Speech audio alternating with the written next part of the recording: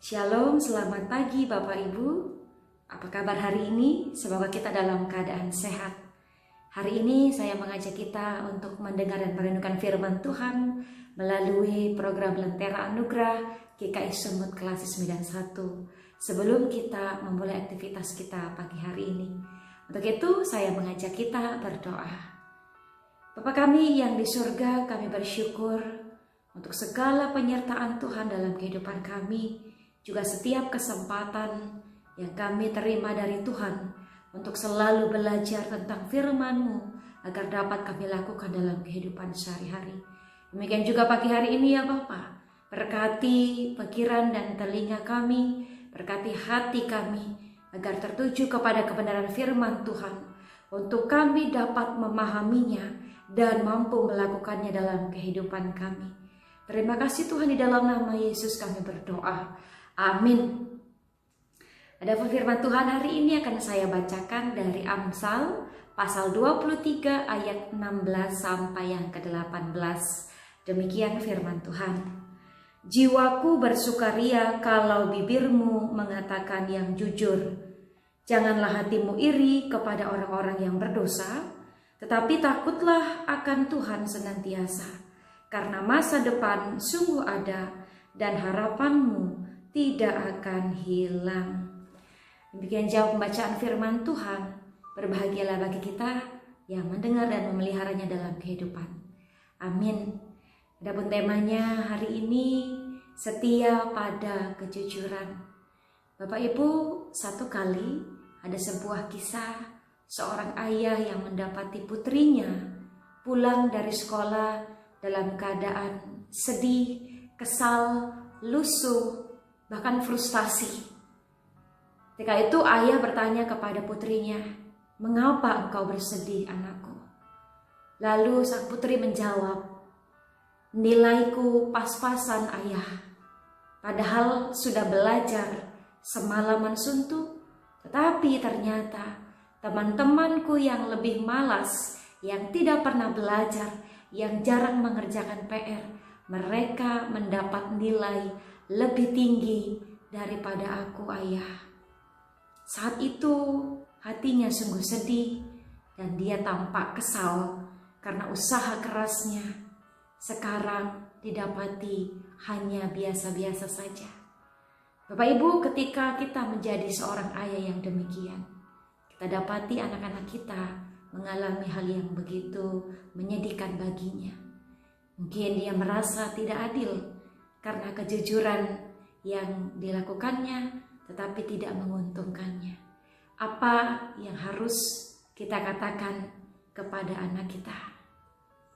Dalam hari ini firman Tuhan mengatakan, kalau bibirmu mengatakan yang jujur, maka jiwaku bersukacita.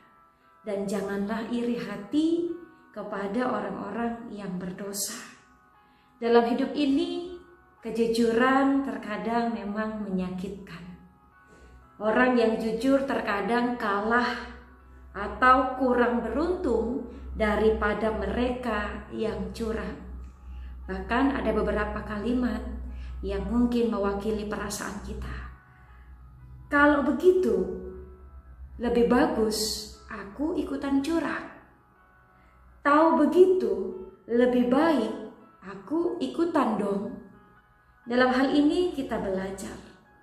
Sering kita tergoda untuk iri hati kepada orang-orang yang melakukan kebohongan, ketidakjujuran, atau kecurangan di dalam kehidupannya. Mungkin kita hari ini diingatkan bahwa firman Tuhan mengajarkan kebenaran tentang hal tersebut harus tetap dinyatakan. Kejujuran harus tetap diwartakan. Kita diminta tidak iri kepada orang-orang yang berdosa, yang kerap menghalalkan segala cara demi tujuan mereka tercapai. Sebaliknya, kita diminta untuk takut akan Tuhan karena ada janji berkat yang menyertai. Dalam ayat 17 dan 18 jelas dikatakan di sana, Tetapi takutlah akan Tuhan senantiasa, karena masa depan sungguh ada dan harapanmu tidak akan hilang. Jangan pula ingin meniru hal yang mereka perbuat, karena itu berarti kita mengingkari kebenaran dan hati nurani kita. Memang biasa anak sekolah kalau ujian mungkin karena teman-temannya menyontek, atau bahkan satu ruangan semua menyontek, maka dia pikir juga itu hal yang wajar. Tapi kita tidak boleh berbohong. Dalam kehidupan nyata sehari-hari pun sebagai orang tua, hal sekecil apapun dalam ketidakjujuran itu akan melahirkan hal-hal yang lain yang juga tidak jujur. Dan itu adalah dosa. Mungkin sesaat kita akan dirugikan karena memilih jalan kebenaran. Tetapi yakinlah bahwa Tuhan akan menghargai pilihan kita, karena ada janji berkat sehingga harapan tidak akan hilang.